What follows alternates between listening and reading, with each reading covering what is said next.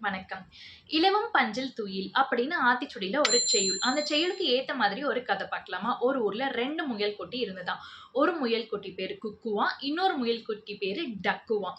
இந்த குக்கு முயல் குட்டி என்ன பண்ணுமா, தன்னோட வேலையெல்லாம் பண்ணி முடிச்சுட்டு, எந்த இடம் இருக்கோ, அந்த இடம் எப்படி இருந்தாலும் பரவால்ல, அந்த இடத்துல படுத்து தூங்கிருமா. ஆனா டக்கு முயல் குட்டி என்ன பண்ணுமா, எல்லா வேலையும் பண்ணி முடிச்சுட்டு, தன்னோட ரெகுலரா டெய்லி என்ன பிளேஸ்ல போய் படுத்து தூங்குவோமோ, அந்த பிளேஸ்ல நிம்மதியா, கரெக்ட்டா அதாவது லெவலா இருக்கிற ஒரு பிளேஸ்ல போய் படுத்து தூங்குமாம். ஆனா இந்த குக்கு என்ன தெரியுமா பண்ணும்? கல்லு, முள்ளு, மழை, காத்து அது மாரி எதுவுமே பார்க்காம, எங்க போய் நம்ம வேலை பண்ணி முடிக்கிறோமோ, அந்த இடத்திலேயே படுத்து தூங்கிருமாம். இதனால நாள் கடந்து போக போக குக்குக்கு உடம்பு சரியில்லாம வந்துதாம். என்னன்னு பார்த்தப்ப சரியான தூக்கம் இல்ல அப்படின்னு சொன்னாங்களாம்.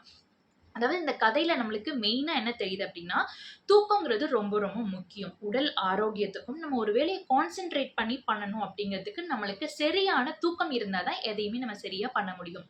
இந்த குக்கு கிடைக்கிற இடத்தெல்லாம் போய் படுத்தனால, சரியா உடம்பு சரியில்லாம வந்துதாம். ஆனா டக்கு வேலை பண்ணி முடிச்சுட்டு, கரெக்ட்டான நேரத்துக்கு தூங்கி, கரெக்ட்டான நேரத்துக்கு எந்திரிச்சனால தான், டக்கு இன்னைக்கு ஆரோக்கியமா இருக்கு.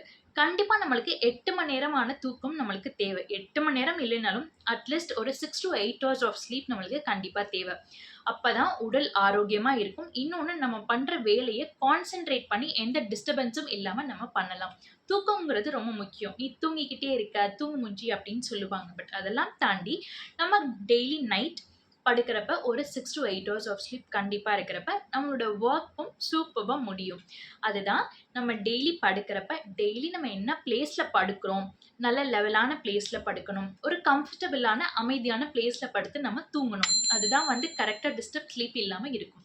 ஸோ குக்கு மாரி கிடைக்கிற இடத்துல எல்லாம் எங்கே படுத்தாலும் சரின்னு படுக்காம, டக்கு மாரி குட் முயல் குட்டியா நீங்களும் கரெக்ட்டான பிளேஸ்ல படுத்து தூங்கணும்.